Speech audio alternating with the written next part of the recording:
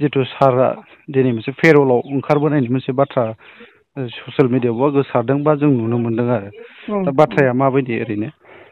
औ बे जिहेतु सारा कन्डिक्टफोरा जेनेरेलि पेरल मोनो, लिभ मोनो, बेबायदियैनो 20 डेजनि थाखाय सारा पेरलाव न'आव फैनो मोनदों।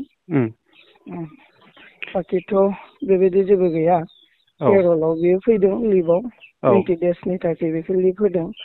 बियो न'आवनो थागोन आम्बागावआव। आरो जिफोर गावनि बाय बाहागिफोर गोबाव सम जाबाय जेलाव थानाया गोसोखाङो, नायनो लुगैयो।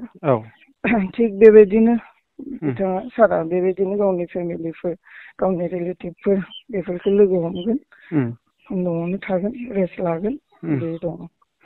आच्चा, बै सिकिउरिटिनि बेलायाव मा बुंगोन? सारआ जिहेतु दाबो उदाङाव फैयाखैथ', दा बिनि फारसे सिकिउरिटिनिफ्राय गभर्नमेन्टनि फारसेनिफ्राय बिदि सिकिउरिटि, टाइट सिकिउरिटि बा मोनसे होनाय जागोन नामा?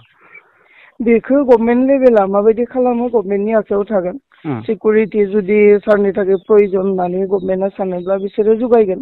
आरो जुदि गावसोरनि थाखाय जेबो गैया, बे खुलायैनो थानो हागोन, बेबायदि मोनसे फोथायनाय हिसाबै थायोब्ला निस्सय फोथायनायाव लाखिनानै बिदिनो आगबारिलांगोन। सिकिउरिटिखौ जों एसेबांखिनि मेन खालामा, खारन जिहेतु सारखौ बयबो मोजां मोनो, बयबो गाहाम मोनो। आरो थांनाय 2020 सननि जानुवारि 27 तारिखआव जिहेतु जोङो सान्ति सुक्ति खालामबाय, बर बेहेक बेबायदिहै आं सानो जोंनि तरफनिफ्रायथ' गभर्नमेन्टआ माबायदि प्रभाइड खालामो खालामा बिसोरनि खोथा। जोंनि बेक्तिगत हिसाबैब्ला बेबायदि गभर्नमेन्टनि सिकिउरिटि दिनैनि तारिखआव बेखिनि बायदि प्रयजनिय दङ होननानैहा जों एसेबांखिनि फिल खालामा।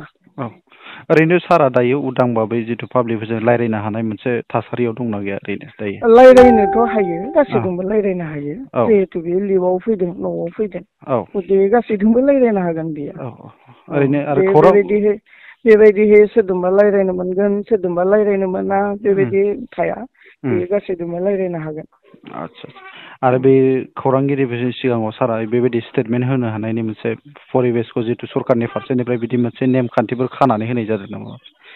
ओरैनोथ' लिभआव फैनाय मानसिया बेबायदिहै बरबिहेक थाया खोमा, बे मिडियाफोरा बाइट लाफायनो गोनां बा माबा मोनसे खौरां बिजोङाव गावनि सिन्था धाराखौ फोरमायनो गोनां, बेबायदिखौ खौरां बिजोङाव निस्सय सारा खालामनाय नङाबो जानो हागौ।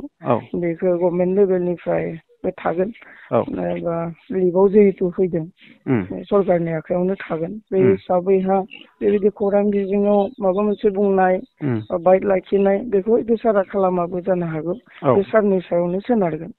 ओरैनो खैथायाव लाबोनाय जादोंमोन सारखौ आरो बबेनिफ्राय? बेखाय सारा दा बबेयाव दङमोन? जोंथ' काहिलिपारा 10 ABPN निफ्राय दहाय 1:30 बाजियाव जों ओंखारबोबाय, आरो 4:30 जोङो उदालगुरि आम्बागावआव सफैबाय। दा आम्बागावआवनो थागोन सार। आच्चा, साबायखर थाबाय नोंथां, जितु नोंथाङा सारा जितु दिनै फेरवेलाव फैनाय बिनि बागै जोंनि चेनेलाव बा जोंनि खौरां बिजोङाव नोंथाङा खोब गुवारै फोरमायनानै होबाय, सुंथाबैबाबो। जोंनिफ्राय रोजा रोजा साबायखर बावनाय थाबाय नोंथांनिसिम। आरो जोंबो हास्थायदों जितु फैबाय थानाय समाव सारनि जितु सारा उदां अख्राङाव फैनांगौ, बे थाबैनो मोगथां महर मोनगोन होननानै। निस्सय, बे थाबैनो जागोन। गोजोन्थों।